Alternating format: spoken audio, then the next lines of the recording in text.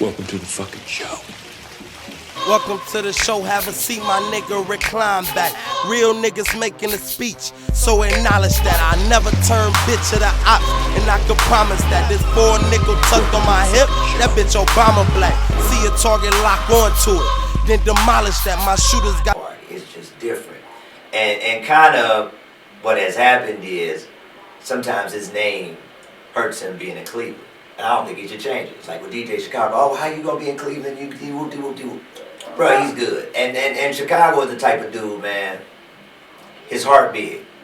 And that's what a lot of people miss. If you just go down the timeline on events that he's thrown and we've done together over the past, 6-7 years, there are several events where he's pulled other DJs in.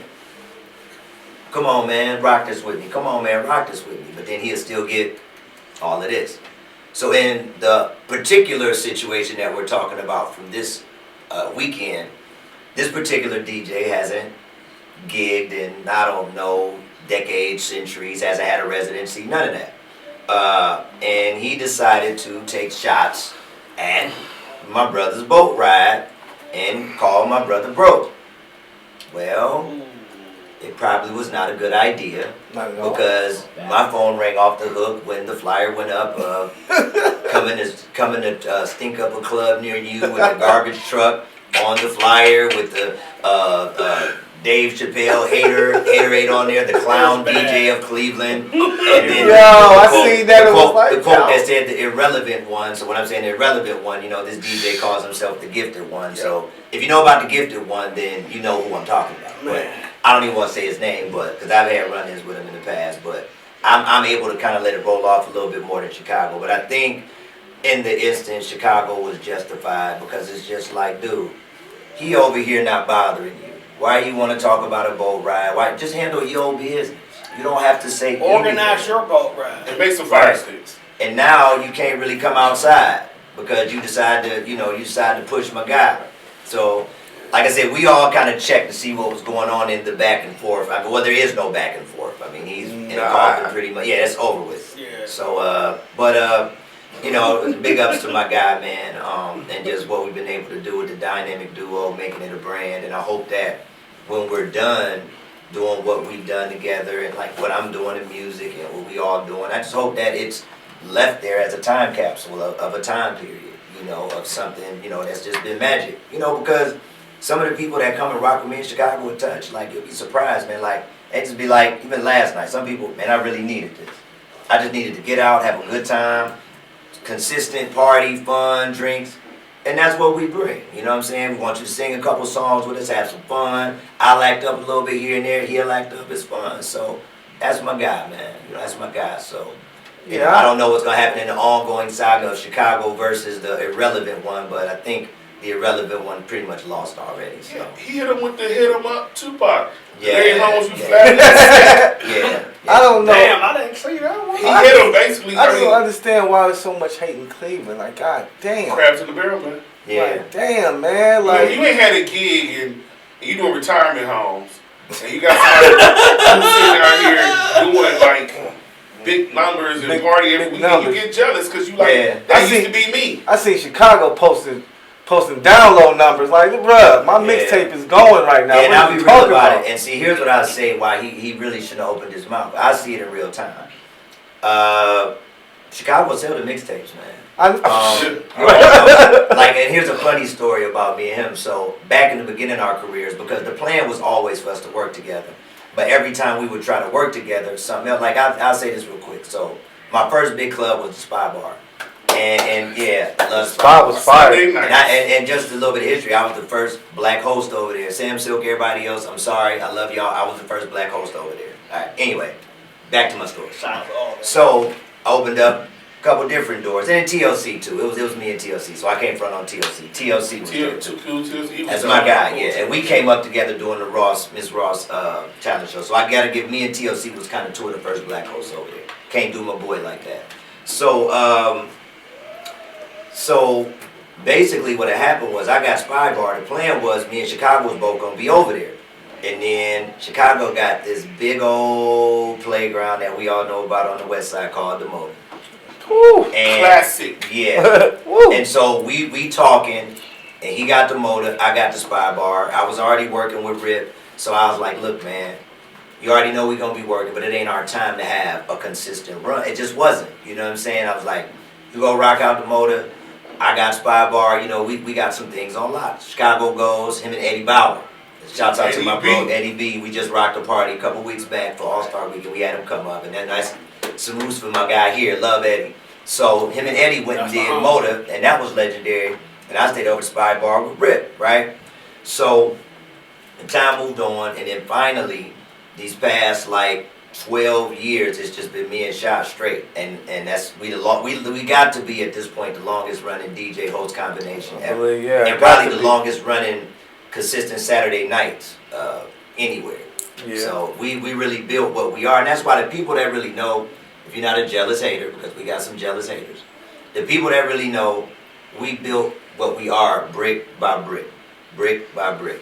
Brick by brick. Like Franklin Saint. I built this shit. Yeah. Brick by brick. And then most people, and watch this. If you look on our timeline, we were in clubs on Saturdays. So I'm going to try to give y'all the full timeline. So we was at, I'm going to try to do the order right.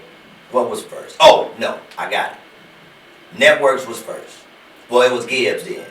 We did Gibbs, right, on Saturday. Killing it. Ran into some business issues. I don't even want to get to the whole thing about that, because that story, that's just terrible. But we had it going. So shouts out to Ken Gibbs, though, because he did come on the Irrelevant One post and laugh. So shouts out to Ken Gibbs. So we had to walk on Gibbs. When we walked on Gibbs, we went to Foreplay. And that's my man Franchise. My boy. On Saturday. That's my boy. And we had Foreplay freaking going. Yep. And I'm going to say this and keep it real. Franchise was probably our second best deal over the past years we had. Like, Franchise was making sure we was taken care of, right? But then Franchise started making that bread. You already know. Yep. So then we walked on Franchise. We went to B-Stone. We still cool. That's my guy. We went to B-Stone. So we did B-Stone. The problem with B-Stone is, you know, and much love to him, but he was just all over the place. We had gave him 2 good years. He didn't know what he wanted to do. All right, we walked from there to Networks. We did Networks. Killed it at Networks. Pandemic came, we had to step back. So I can say this. We had approached them kind of like, we got to, you know, because we had a good deal where, you know, they got a piece of the door. You know, it was a nice, like, it was like a 360 deal. Everybody was a 360 deal. Another 360. We get a little bit of everything, y'all get a little bit of everything, everybody leaves with a nice pocket. Right. So when we came back after the pandemic, we said, all right, we know we can't do the same deal. Because the country's crazy right now. Let's figure out just a flat we can do. So at first they was going to do it. Then midweek they decided, well, we just going to go with our family DJ. All right, enjoy. That didn't work out. We had Touch in our back pocket. So Shai was like, hey, we can take the Saturday night, kick it over to Touch. Spot number 5. So and you know, and that the rest is history. We love it there, and hopefully we can be there. And they've been, and it seemed like since y'all been there, they got bigger. They bought new spots and every damn thing. Yeah. They Saturday. Okay, so that lets you know that you obviously bring something, because I'm telling you, I remember Touch. The next thing I know, I see Arrogant and DJ Chicago there. Next thing I know, they got a new Touch. I'm like, damn. Yeah, Saturday is winning. Like, Saturday is the gift to keep on giving, because and even my man Cleveland Bastard to tell you, like, what I love about that night, and like even what you saying, like before we like went on and started filming, that you left at like around midnight. What I love about it is that crowd goes in like waves. Like, for example, I don't know if y'all know Sunny Dallas. She calls herself the cut boss, her and Ruben Patterson. My guy, shouts out to Big Rube. Yes. Everybody has a time they like coming to Touch. So Rube and Sunny, they like coming in the beginning. They knew we were doing the Biggie joint last night, Little Pockets of Biggie. So they came, they stayed about 8 to 10:30, kicked it, had them a little like husband-wife date night, 8, they left. Then we got that 10:30 crowd, some of those people, like more like you might stay to 12. Then we got our nightcap crowd that comes from 12 to 2, so it's like the perfect build-up. And then we got some people that just stay for the whole thing. It's cool the way y'all do it, because I'm like, you got to be to keep people's attention and not offend nobody and mix the ages the way you guys do. It's a perfect blend. And here's what I always say to people. There's a science in everything. Rap. And it blends. I'm like, damn. It take me back. The dance make me want to. And I'm going to tell you something. What's fun about it what I like about our ability to be able to morph in and out of time frames, the older crowd's always happy, but the younger crowd has finally realized, like, we ain't just our era.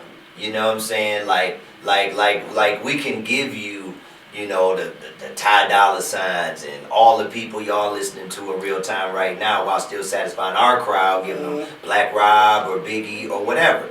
But the younger crowd is always like on edge. Like they'll come up, like last night a girl came up and she say we were doing, because we do a line dance set every week, but we're going to do that every week because we have a crowd that likes to do it. They like the way we do it, so we do it. So she comes up, we were coming out of the line dance set, we were playing Enchanted Evening, which is classic. So she comes over, but y'all, and she messes with us every week. She's like, but y'all in love tonight? Y'all in love tonight? I said, baby girl, how old are you again? She said, 25. I said, okay, they're not. They want to do this. I said, all the stuff you want to hear, you're going to hear it. You want to hear crossing the line today. Okay, you're going to hear all that. But you got to wait for it. Good. She just looked and we, charmed her. She laughing and all that. But that's the fun of it, to be able to talk to all of the different crowds. Like, and we always saying all through the night, just wait. Now to the point where some people be like, just talk to them like, you just need to wait. You know what I'm saying? Like, you're going to get all of that. It's coming. It's coming. Just chill out. Let them do what they do. So, it's a blessing, man. You know what I'm saying? Like, it's a blessing. Yeah, and they do it well. Yeah, man. Because I'm tired still. Man, listen. The time changed, and I was in there drinking good. Yeah. Dancing, doing some stuff I ain't did in a while. And that's part of the science, too. We want you to feel that way the next day. No drama. No drama. Drama. I ain't never heard no drama. Yeah. And none of y'all parties. Never heard of no drama at none of y'all parties. I mean, every now and again, and I'll just be honest. I don't know. Yeah. So, Reggie's been to one of our events where we had not such a favorable outcome. And here's the reason why. Where we were, it was location, and it was a spot where it was multi-level. That was, where were we at? Man. That was the spot down there, 152nd. on 152nd. Yeah. Slovenian Village. Slovenian Village. Oh, on that back street. So we was at Slovenia Homes, right? Oh, yeah. And it wasn't nobody's fault. So we had the top floor, and they had a younger party in the middle. Oh, they had the shooting. So what happened was this, Right. right? No, it wasn't on our crowd. So It was not. Just to keep it all the way funky, it was not. And me in Chicago apologize to everybody. We were able to frame it. But it's like looking back on it now in retrospect, it's kind of, looking back on it in retrospect now, it's kind of funny because, and not funny that there were shootings. Oh, was it shooting? But yeah, I remember it now. Yeah, they shot like up in the air and all that. Somebody got taken out, but it wasn't our fault. It was on the second floor. But I went upstairs to Chicago, and I can still remember this like it's happening now. And I said, it's people going on the second floor with ski masks on, bruh. And that should have been an indication. We seen the crowd was younger. We was already bought into it, so we couldn't stop. Yeah. So our thing was like, let's just get through the night. And of course, like, it was so bad, man. Like, we literally, we had to wait because there were shell cases everywhere. So they had literally, you know how they marked the crime scene. They were processing it. So I couldn't even move my car. So we had to wait. See, because really it was like a repass or something upstairs. Yeah. That they had. Well, it was for one of their boys, so it was But like... damn, though, you said you seen people coming in with the ski masks like belly.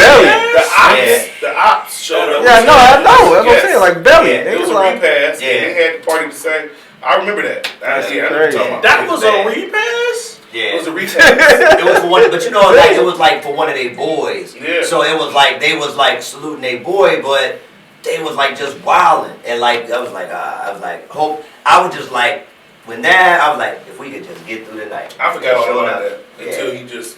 But that's really like the only really negative thing that we've had happen. But the thing about it, Reggie, tell you the thing that's cool is that people understood. They know me in Chicago's MO. They know our heart, so they knew like we would never put them. Like if we'd have known like that's what we was gonna have to deal with, we would have never booked it.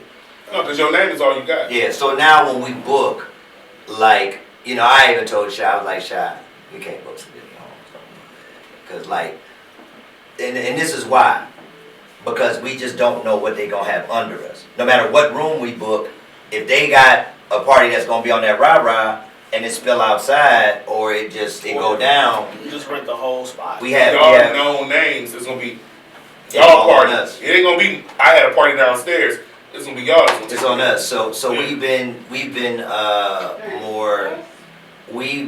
more selective, and Shy's been more selective. So it's like for stuff like that, like we just did Mitchell's for All-Star Weekend. Reg came, that shit was perfect. You know what I'm saying? And stuff like that. That's my guy Derek. Yeah, Derek. Good old Uncle Derek. Yeah, Uncle Derek. Good old Uncle Derek. But so it's lesson learned. Lesson learned. But I just was glad that the people that came that rocked with us understood what happened.